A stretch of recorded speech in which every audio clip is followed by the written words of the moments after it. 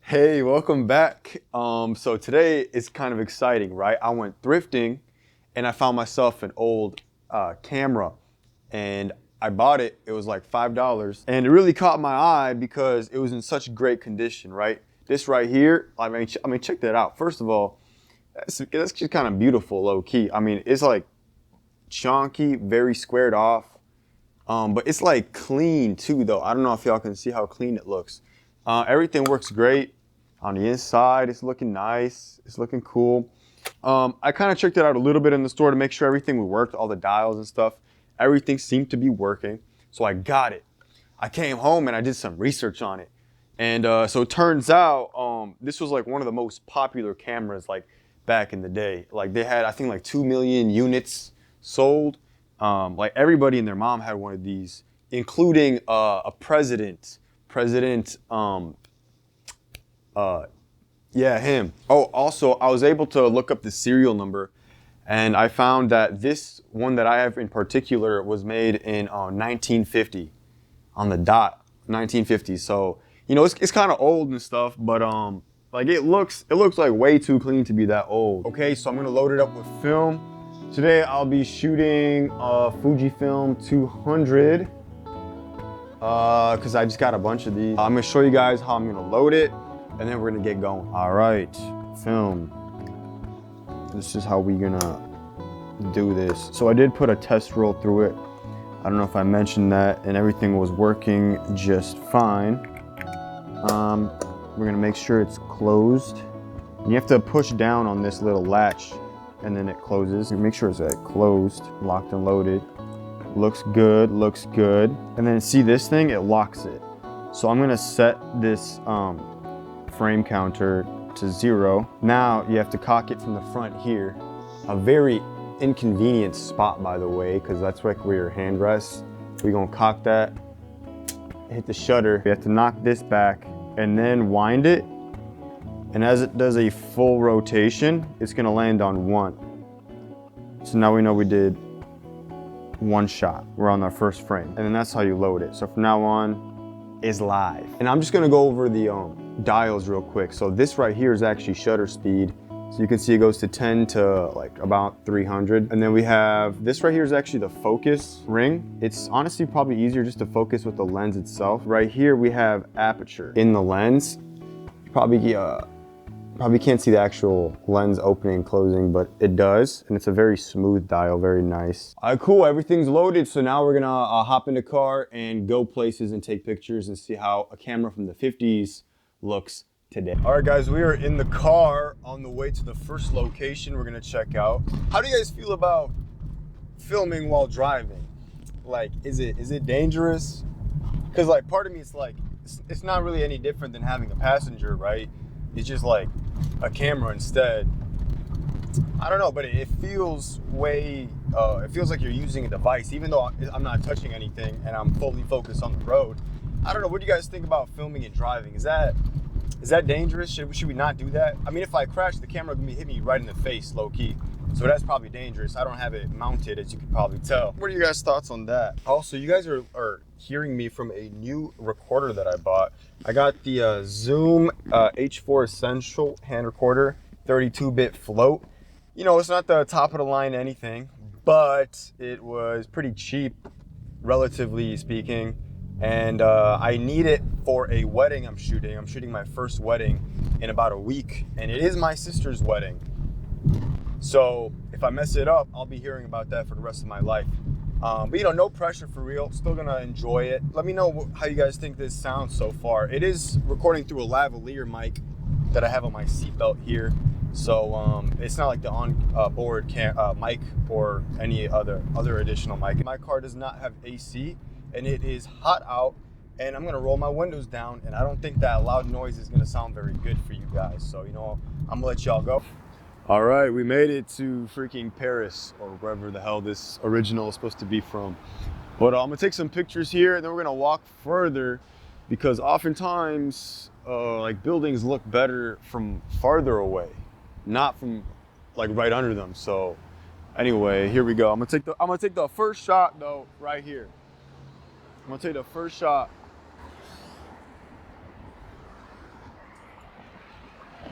Okay, I think I took it. I hope this whole roll isn't just duds, but yeah, let's move on. Okay, so I literally just walked like, I don't know, 40 feet down the street. I'm gonna take another shot here. I already rewinded it though, so we gotta just focus. Yeah, that looks good. And we'll do something like this. Sometimes you forget to cock, man. Sometimes you forget to cock. I don't know if I want a car or not. I don't think so. Anyway, there's the shot, and then wind that boy all the way around to the next shot. So there's this cool little mini tower replica right in front. I mean, this is just an easy shot, honestly, but you know, sometimes you just gotta take the easy shots. Also, in case you're wondering, this lens is, I don't know, I think it's around a 50 millimeter to be honest. Or it is 50 millimeter, yeah. So this lens is a 50 mil. So I am a little bit close, but you know, we'll see if we can make it work. I have no idea. So that's one shot there. Right, so on this camera, there is no metering, right? It's fully like mechanical. And so I'm just kind of eyeballing it. And if it doesn't turn out great, we just blame it on the developer. Okay, little hack for you there. Oh wait, I just realized this building looks a little slanted, doesn't it? Now that I'm looking at it, it does look a little slanted. You think, what's up with that? That's crazy. Whatever, I'll fix the horizon in post, I suppose. But yeah. All right, I'm not sure that shot's gonna be great. Honestly, focusing on this is kind of hard. It has like a bottom yellow glass and then a clear glass on top. And you have to like line up the images on both, and then you know it's in focus. And then it's just kind of hard to see. It's punched into a lot, so we'll see how that looks. I'm gonna see if I can try to get somebody's picture. We'll see how it goes.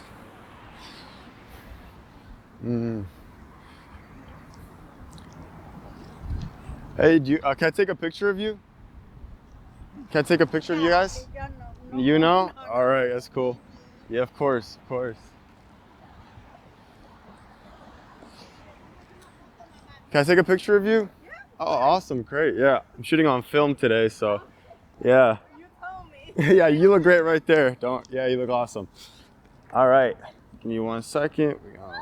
Okay, awesome. Ready? 3, 2, 1. All right, cool. Thank you. See, that wasn't even too bad for real. Like, it's not even that hard to be like talking to people and whatnot. You just got to be like smiling and shit. But all right, next we're gonna go a little bit. Next we're gonna go a little bit farther so that it's in the background of a shot. You know, maybe like mid suburbs, and then you see this poking out the back. Although we're not really near a suburb or nothing. We're like kind of in the middle of an industrial area, but. Let's check it out. Yo, it is kind of crazy that right here you can see that tower, and then literally right here is an Aldi's. We're literally up by a busy road, and then you literally have an Aldi's, and then you have Leaning Tower Pisa replica. Like it's like literally not even 100 feet apart. It's crazy what you see out here when you're outside. It's just kind of interesting, is what I'm saying. All right, so you guys probably can't see it from that angle, but I have this nice. Colorful tree, and then back there is the tower replica of Pisa thing. So I'm gonna try to get both of them in one shot. You know what? I gotta cock it. It's kind of hard to keep track of if you cocked it or not, but that's just kind of true of everything. All right, let's focus on here. I mean, that's like decently in focus. I don't know. This might be a mistake though. All right, I took it. No, I guess this is what it looks like too. All right. As you can see, we are in a Costco gas station / Aldi's parking lot, which makes for very great juxtaposition with the older style architecture. It's really hard to hold this camera. There's moving parts at the bottom and the front. It's just not very ergonomical. You know what I mean? Probably cock it. Okay, we got it. A little side note, bro. Filming in public be mad awkward. Like, people be looking at you. Like, you be leaving your camera out, and like, I hope they don't steal it. So far, I've had pretty decent luck. Nobody ever done too much to me, but it weighs on the back of your head a little bit, you know? I'm in the back corner of a parking lot, and you can see the tower over there. Also, side note, guys, aren't you happy I didn't do the corny little, like, hand on it leaning, like, I'm holding up the tower? I didn't even do that, not even once while you guys weren't looking. I didn't even do that a little bit. So we're gonna take a picture of it right now from this shot, because I want a shot that not everybody has of this, you know? It's probably photographed 100,000 million times, and I want one from here. It's probably been photographed a bunch of times from here too, but you know what? It wasn't photographed on this camera from here. I could probably guarantee that. All right, I think we are on shot number 8, by the way, in case you guys are counting. Oh, I don't know if you can hear that, but the bells are ringing in the tower. I think it does that maybe on the hour. It's 5 o'clock sharp right now, so it's probably it. But we'll go for something, symmetry. Whatever the hell that was, I got it. I got it in film too. All right, I think we're gonna go to a different location because this is looking kind of pathetic. I mean, like, look where I'm at, bro. Do you see what I'm seeing? It's literally just parking. Like, it's a Target, it's a Costco. It's like mad industrial. And I'm trying to take fine art, okay? You know, it's not easy. Yeah. All right, so I'm walking back to the car. I took all the shots I wanted of the tower for now. I got some, I guess, architecture. I want to try this camera in more natural kind of vibe. The goal with what I'm doing today is to try to take a picture that looks like it was taken from 1950, from the 50s. And I have a special location I'm gonna try that's really gonna help sell it. You see what I mean? You see what I mean? It's the tower. All right, so we made it to our next stop, and it is actually a Portillo's.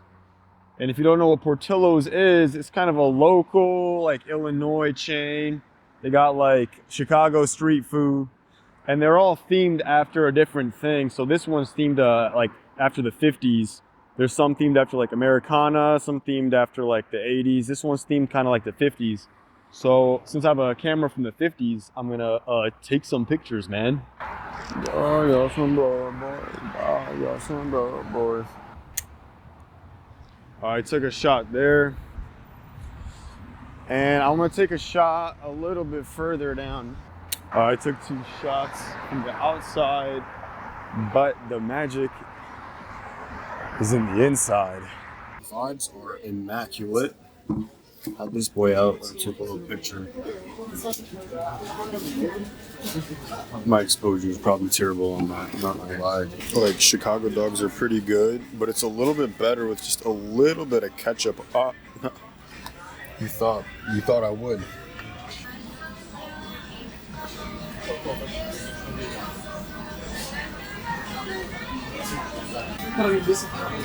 All right, guys, we just got back from Portillo's. As you can see, we're in the parking lot.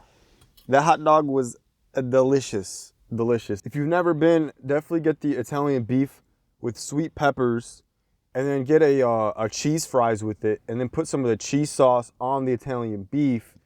And then also, if you want to take it home, you put a little of a Sweet Baby Ray's barbecue sauce on that as well.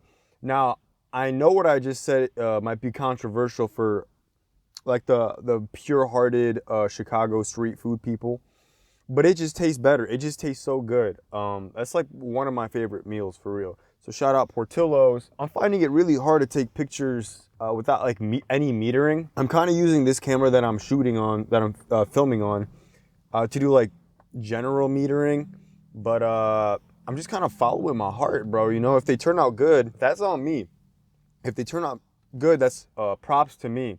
And if they turn out bad, well, they should have put metering in the camera. You know, it's not really my fault at that point. But the sun is kind of setting a little bit. It's around 7 o'clock. I don't know if I have time to go to like some forests and take some like wood shots.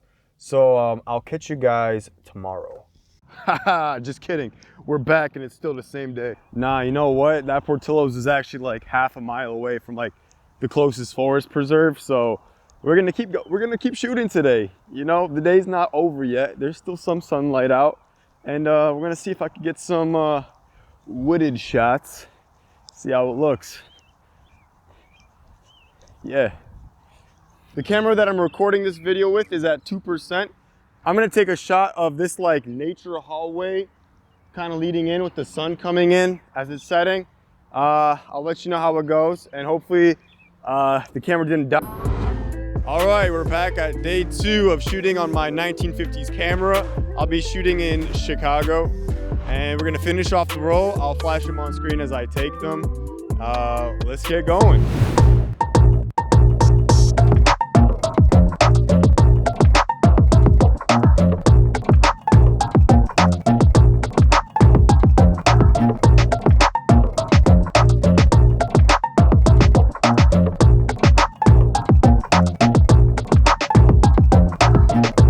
You might be saying to yourself, your car looks a little different today.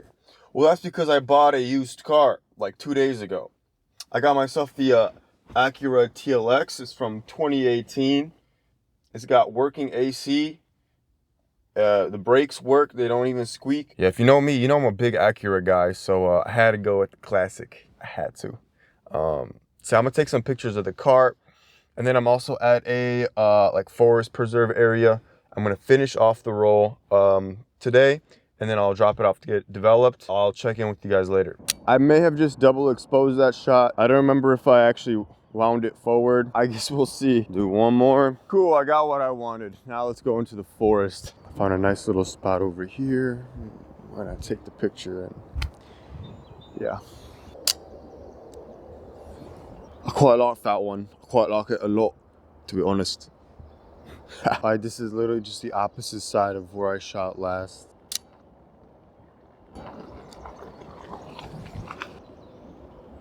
Have a nice day as well. We're gonna go a little bit further into the woods. I find myself in the middle of some woods now. I am on shot 30 right now out of 36. I'm gonna see if I could take a few shots in this location. It's quite nice, so let's see how they turn out.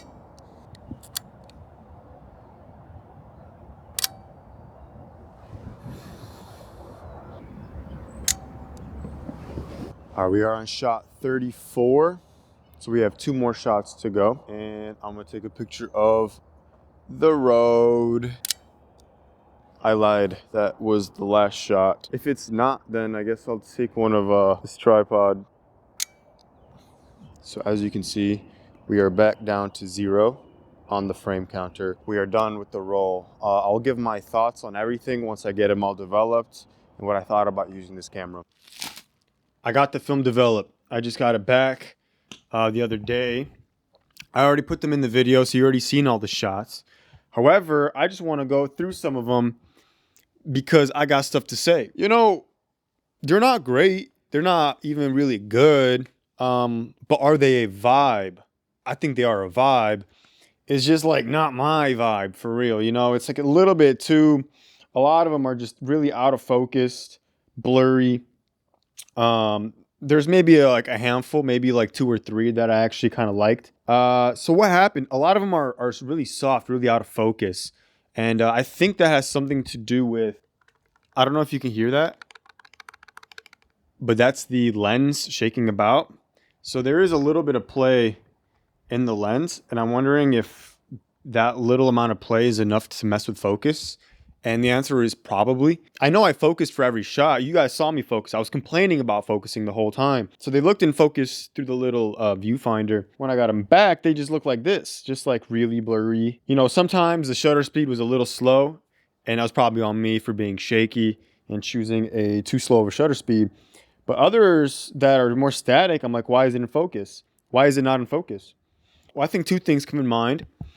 The shakiness of the lens is probably has something to do with it. And number 2, the minimum focus distance on this lens, I think, is really far.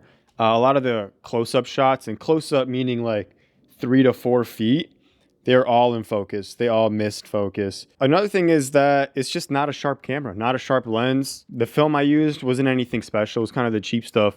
So that all kind of contributed into the blur of colors that we see here. Okay, so how was my experience using this camera? It was all right. It definitely had a novelty to it. I felt like I was shooting something old and very hands-on mechanical. Everything was fully manual. So that felt really cool. And I doubt if you just hand this camera to a random person or even a photographer, they would know how to use it right away. And so it did make you feel a little bit special for using it. I'm not gonna lie. But other than that, it low-key sucks. It's terrible. It's really hard to hold because it's just so boxy. There's no place for your hands to rest naturally. This front lever is in the worst spot ever. I kept on having it like hit my finger. The dials aren't very convenient either. It's a two-handed camera. You can't really do it with one hand. The focus is really tricky. It's a very small area and it doesn't work very well. I also noticed that the framing on the final shots didn't really align with how I had it. I noticed that there's a little bit of separation between what you see and what you get, which is to be expected. Overall, I think it looks really good on a shelf. You can take it out and shoot it. It does work. I did get pictures after all. And unless you're going for a really kind of like lo-fi aesthetic picture quality, you're probably better off using something else. But it is a lot of fun and I still think it looks really cool. So yeah, those are my thoughts on the Argus. I'm gonna give it a little rating, right? Based off vibe and aesthetics, I'm gonna give this like a 8 out of 10. Like, it's a vibe and it's aesthetic and it has a good sound to it too, which is always nice. Based off like functionality, I'm gonna give it like a 4 out of 10. Next, the ergonomics on this has to be like a 2 out of 10. It's just like Sony cameras are pretty boxy and I'm used to that. But this is like literally a box. It doesn't even fit in your pocket. It's kind of annoying to lug this around. It is pretty heavy as well. Right. So the next score I'm gonna give it is picture quality. It's not gonna be pretty, right? This is like a 3 out of 10. Like, this is below average, right? So overall, the score I'm gonna give this camera is a 4 out of 10 as a camera. It's slightly below average in a lot of ways. If you like this, cool, stick around a little bit. I got more stuff coming up too, more camera reviews. I got a few other things coming up as well. And please just let me know what you thought about the shots that I took, this camera, if you've ever shot it, and any other thoughts you have down below. I appreciate you. Until next time. Yeah.